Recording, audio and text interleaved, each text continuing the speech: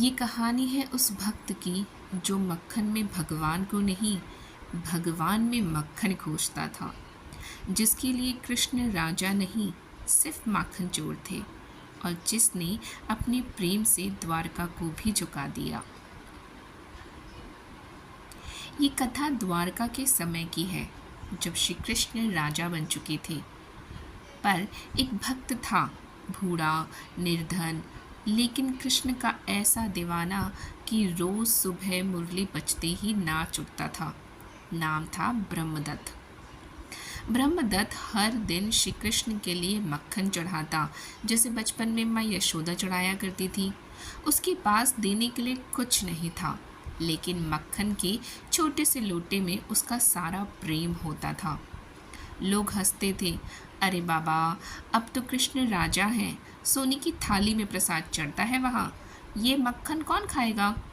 ब्रह्मदत्त मुस्कुराता, मेरा कान्हा अब भी वही माखन चोर है। राजा बने होंगे तुम्हारे लिए, मेरे लिए तो आज भी वही नंदलाल है।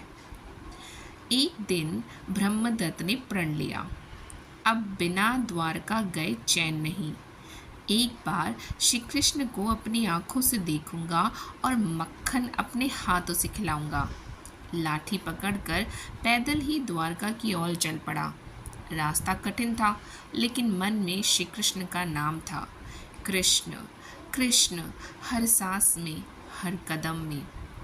कई दिनों की यात्रा के बाद वह द्वारका पहुंचा। वहाँ सोने के महल थे, रथ, सैनिक और रास्ते ठाट बाट। वह राजमहल के द्वार पर पहुंचा और दरबान से बोला, मुझे अपने कान्हा से मिलना है, मक्खन लाया हूँ। दरबान ने उसे झिड़क दिया, पगले, ये राजा कृष्ण का दरबार है, कोई गोपी ग्वालों का खेत नहीं। भीतर से आवाज़ आई, राजा सभा में व्यस्त हैं। ब्रह्मदत्त वहीं द्वार पर बैठ गया।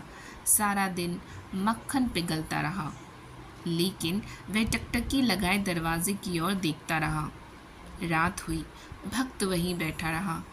आंखों से आंसू रुक नहीं रहे थे। वह बोला, हे कृष्ण, तुझे राशि कपड़ों ने इतना बदल दिया कि अपने पुराने भक्त को पहचानना भी छोड़ दिया। और वहीं बेहोश हो गया। अचानक तेज प्रकाश हुआ। एक बालक स्वरूप में श्री कृष्ण प्रकट हुए, पीताम्बर, मुरली और मधुर मुस्कान। उन्होंने ब्रह्मदत्त को झंकोरा, अरे बाबा, मक्खन नहीं दोगे। ब्रह्मदत्त ने कांपते हाथों से मक्खन बढ़ाया। कृष्ण ने उंगली से चखा और बोले, इतने वर्षों बाद भी वही स्वाद, वही प्रेम। कोई मुझे राजा कहे, पर तू तो मुझे माखन चोर ही समझता रहा। इस प्रेम के आगे तो मेरा राज्य भी छोटा है। सुबह हुई, पूरे द्वारका में चर्चा थी। कृष्ण ने सबके सामने खुद दरवाजे पर एक साधु के पास गए, प्रेम में शुद्धता हो वहाँ मुझे आना पड़ता है। राजमहल, सोना, गद्दी, ये सब दुनिया के लिए हैं, पर जो मुझे मक्खन में नहीं, प्रेम में दिखता है, वही सच्चा भक्त है। उन्होंने सबके सामने ब्रह्मदत्त के चरणों को स्पर्श किया। कुछ समय बाद ब्रह्मदत्त बीमार पड़ गया। कृष्ण खुद आए उसके सिरहाने बैठे।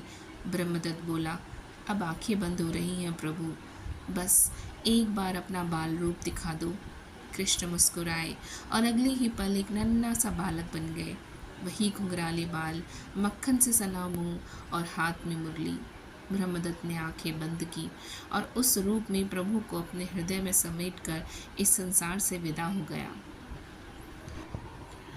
दोस्तों, भगवान भक्ति से बंधे हैं, वैभव से नहीं।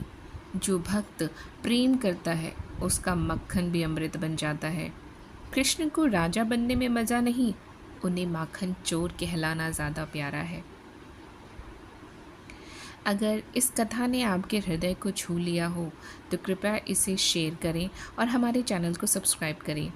जय श्री कृष्णा।